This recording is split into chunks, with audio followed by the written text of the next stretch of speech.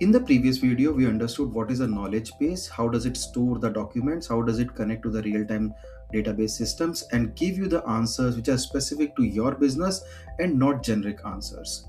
But when you ask a question to an LLM model, not every time it will go to the documentation again and read the entire PDF file or read the entire file system again. It will store them in a separate database. It is called vector databases. What is this concept? This is an absolutely new concept in the world of AI, where any documentation that you give your AI system, it will break into bits and pieces and store them in a numerical format in a different system. It is called vector databases. Now, this does not store your resume in as it is format in that vector database. Rather, it will break it down into numbers and store those numbers with a relevancy score. So next time when you ask it about an apple, it knows whether you are asking about a fruit or the product apple or iPhone. So according to that, it will identify what the user means, what is the context of this conversation, and then give you the answers from that vector databases. So what is it and how does it look like? It does not look like a typical RDBMS system or a relational database system where it will store the values in typical rows and columns, but imagine it like a map. And in a map, you can point millions of dots, and every dot will have a distinct meaning or a different location. So that is what vector database would look like in a real-time systems. And there are many different types of vector databases which are available in the market, like Pinecone, Weaviate, pgvector, or Qdrant. They can handle millions or up to billions of vectors. So imagine if you have given a file of 1 GB, it will be broken down into thousands of different vectors. There is no like-to-like comparison that a human eye can make between a vector knowledge bases and a vector databases.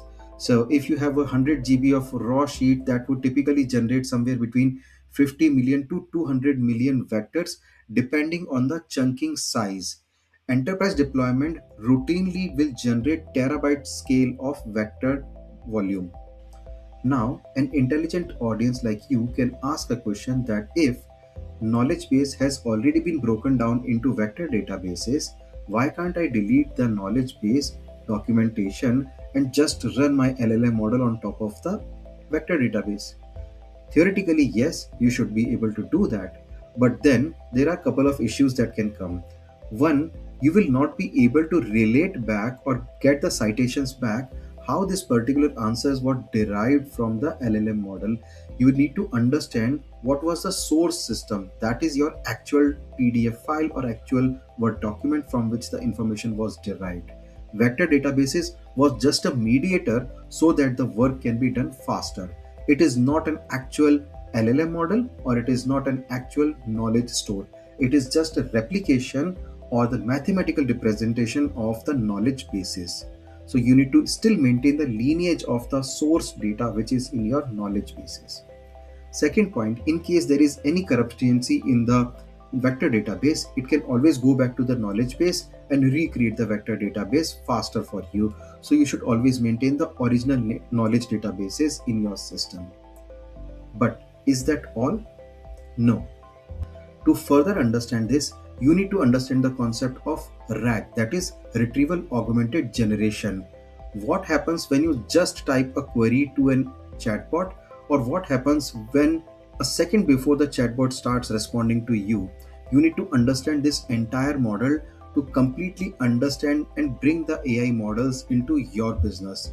Watch out the next video to understand what is a RAG so that you can design a very intelligent system for your businesses.